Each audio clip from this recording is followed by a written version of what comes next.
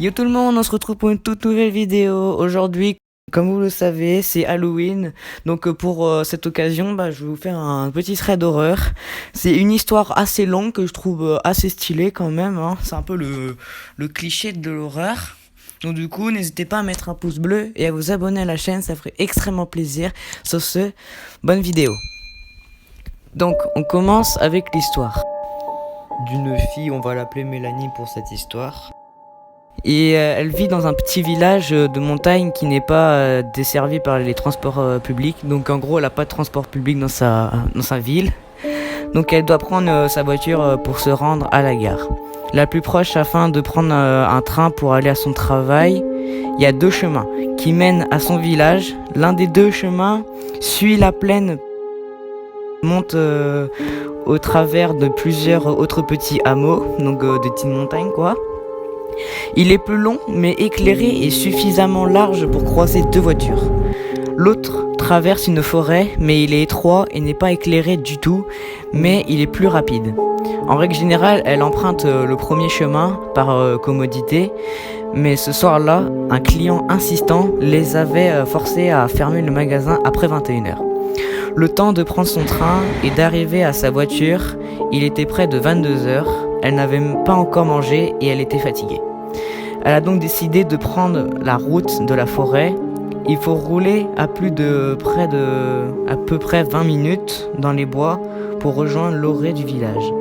Or, là, après une dizaine de minutes et un virage abrupt, comme beaucoup de routes de montagne, elle a vu quelque chose au milieu. Il y a de nombreux sentiers pédestres qui traversent la zone et certains touristes se garent au bord de la route pour les parcourir, mais rarement de nuit et encore moins en hiver. Donc c'est vraiment bizarre quoi. Elle utilise donc sur les freins pour ne pas écraser l'objet et elle se rend compte qu'il s'agit d'un vélo.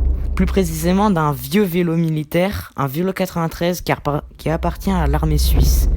Abandonné presque au milieu du chemin, comme elle sait qu'une dame âgée du village a l'habitude de faire du vélo sur cette route, elle sort de la voiture en laissant les phares allumés et commence à appeler Madame Guinard.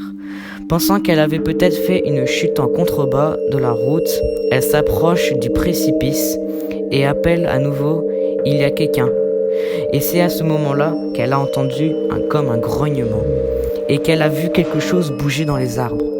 Plus bas, cette forêt est pleine d'animaux, mais la forme était trop indistincte dans le noir pour qu'elle puisse dire ce que c'est.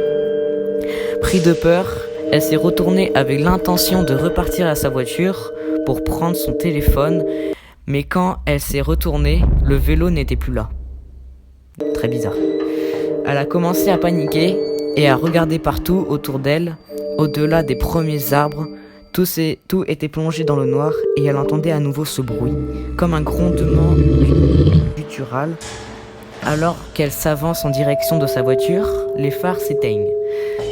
C'était trop pour elle, elle s'est mise à courir, elle saute dans la voiture et essaie de redémarrer, mais rien à faire, la batterie est morte. Elle verrouille les portières et saisit son portable, elle appelle un dépanneur qui l'a dit qu'il serait dans environ 1 heure. Du coup, en attendant, elle regarde des vidéos drôles pour se détendre après ce qu'elle lui vient d'arriver. C'est normal, mais elle est toujours dans l'intention de surveiller ce qui l'entoure, c'est un peu normal. À 2 reprises, malgré la faible luminosité de ce chemin de forêt, elle a aperçu une énorme masse indistincte tourner autour de sa voiture. Et elle semble même qu'elle a vu cette chose toucher l'aile droite et fait bouger la voiture. Quand la dépanneuse est arrivée, plein phare, elle était au bout de ses nerfs. Et elle n'a pas pu trouver une seule trace du vélo, ou de la chose qu'elle a cru voir.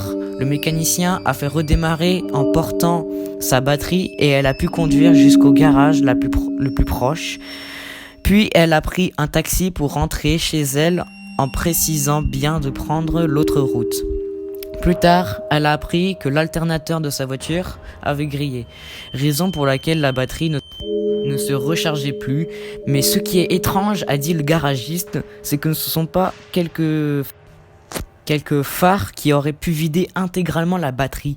Depuis, lors de cet incident, elle ne prend plus la route de la forêt, même en pleine journée et même en plein été, qu'elle dit. Voilà, c'était la fin du thread d'horreur. J'espère qu'elle vous aura plu et que vous aurez eu des frissons, bien sûr, c'est un peu le but de la vidéo, hein. Donc n'hésitez pas à mettre un pouce bleu et à vous abonner à la chaîne, ça ferait extrêmement plaisir. Sur ce, bon Halloween. Il fait une chaleur incroyable. Vous pouvez mettre des pouces bleus.